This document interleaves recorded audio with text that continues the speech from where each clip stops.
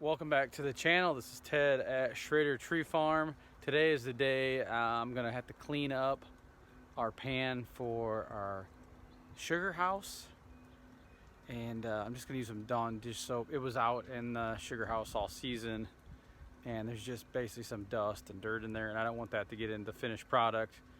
I do strain out most of the big chunks, but at the end we have some real fine filters we run through so that it's nice and clean for finished product. But here's what we have.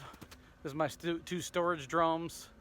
I'm gonna use my side-by-side to do my collection this year, and we'll see how it goes. The issue is when you have to lift it from the barrel to the other barrel. This one, as you can see, I put this pipe sticking out, and it's on that little shelf in there, so it drains, gonna drain right into this tray. But lifting it from this one out of the side-by-side up into this one will kind of be a challenge. I'm gonna probably have to dip it out or something, or I don't really have a pump, but we're gonna kind of see how it goes. It's gonna be a little bit easier than carrying everything, you know, making lots and lots of trips. So, hey, stay tuned. I know I had some questions about how the cement board held up on the actual burner, and I'll get some of that video here in a little bit once I get this all cleaned up.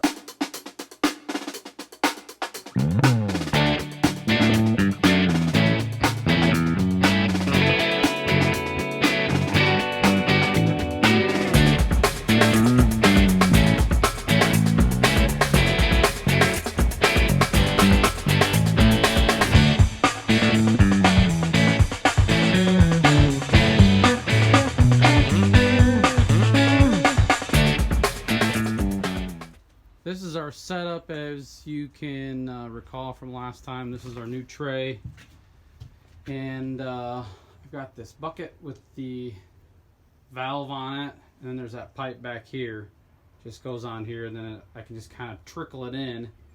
So there's a little section in the back of the tray back in here that's kind of warming as the rest is boiling, and we're going to try that this season. If not, I might have to make another tray that sits on top of it that goes into that, so I might have to do like a 2-tray system. And we did have the questions about the cement board. I've got this one as a fire barrier back here so I don't light the wall on fire. It doesn't really get that hot back in there, but this whole shed gets super hot. So I'm going to take this off and I'll show you kind of what the cement board is looking like down inside. Cement board's doing okay. I think I'll be able to get by this season. This one's getting pretty rough. That one I think was broke in the beginning. Mainly it's this one where all the heat, the heat's traveling this way, then going up this little narrow section, then going out the boot, then going outside. But it's mainly this piece right in the back that's the worst.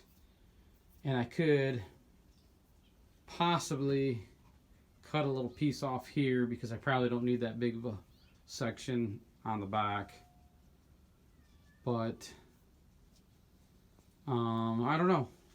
I think it's doing okay for what it is. It was like a $20 filing cabinet. If you recall from the other video, I'll link that up here in the upper corner so you can go take a look. And then this door my father-in-law had, I have no idea what it was off of. It might have been one of those like wood stove kits, but it's held up pretty good. I've just got like pull bar and screws run through it, but it's pretty nice because it's got that little vent in the front you can open and close. So I'll do some videos as we get it rolling here. We've got a good sap run today. I'm gonna do some collection, and let me know if you have any other questions about my setup. This is like a a beginner setup. I've started off with a turkey fryer. Then we went to like a little wood stove, and it just never got hot enough. Now this gets really good and hot.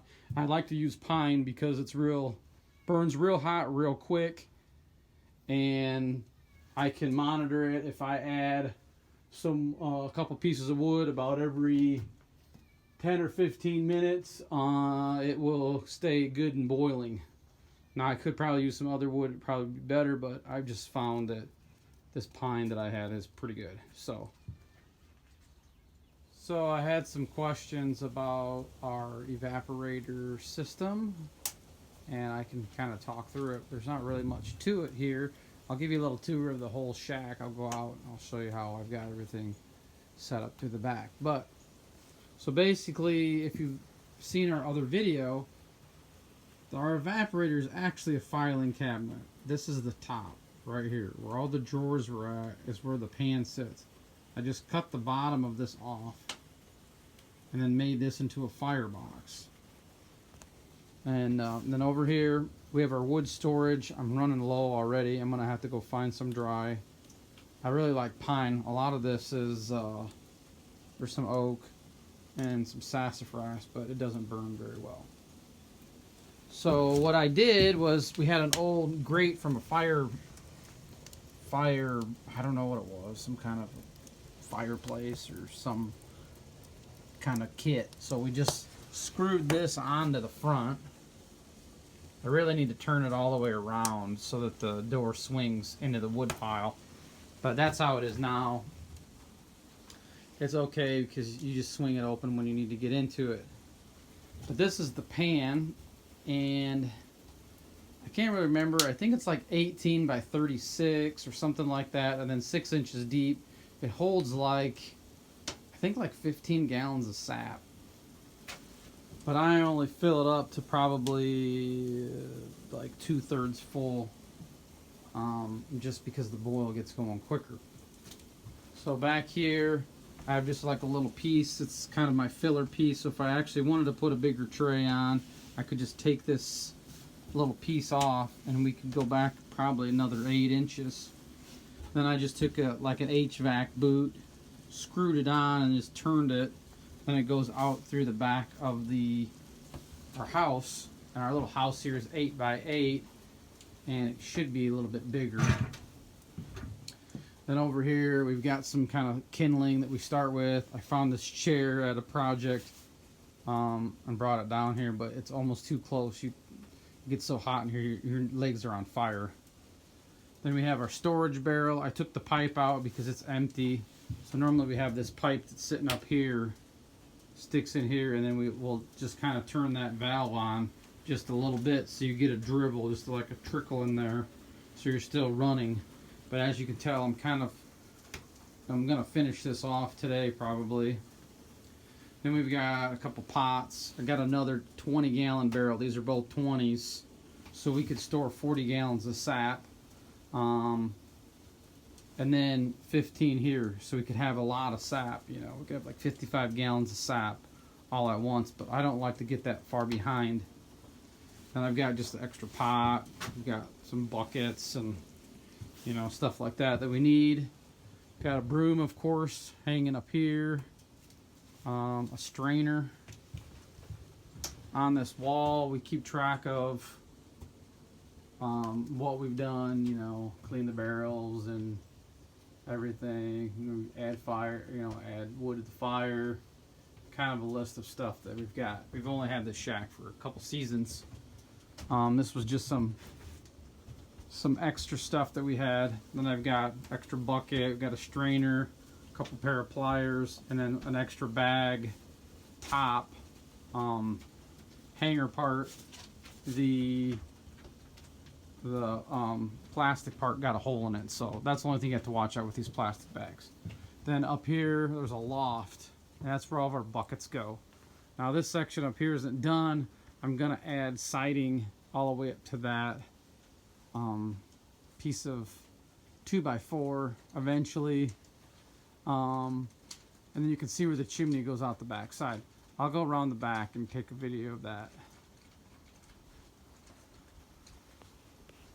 So we're way out here in the front, and I'll keep going.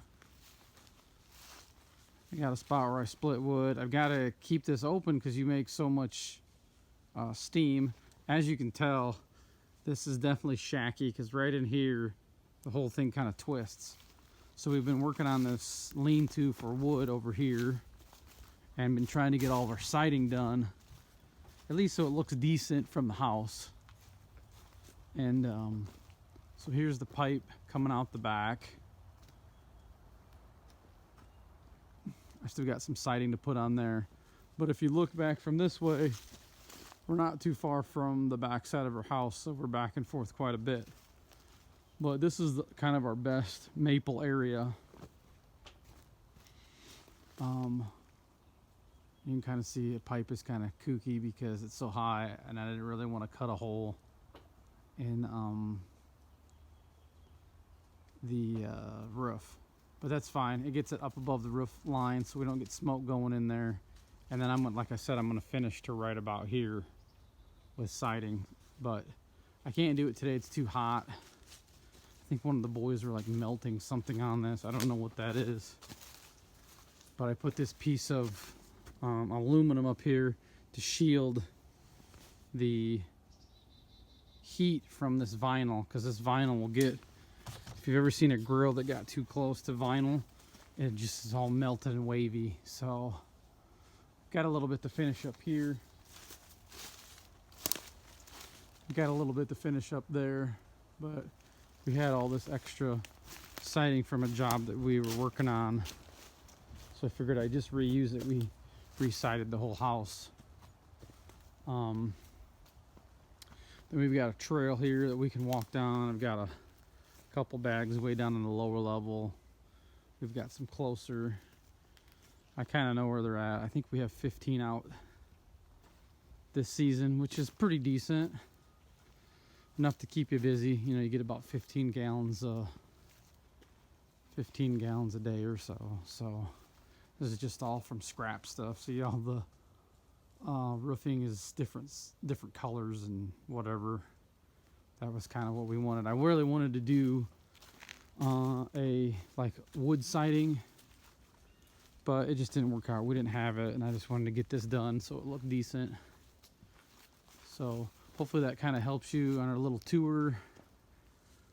This is nice because basically this is our storage shed, so all of our sugar, sap bags, and sugar making supplies stay out here, except for like our finishing stuff, our funnels and our pans.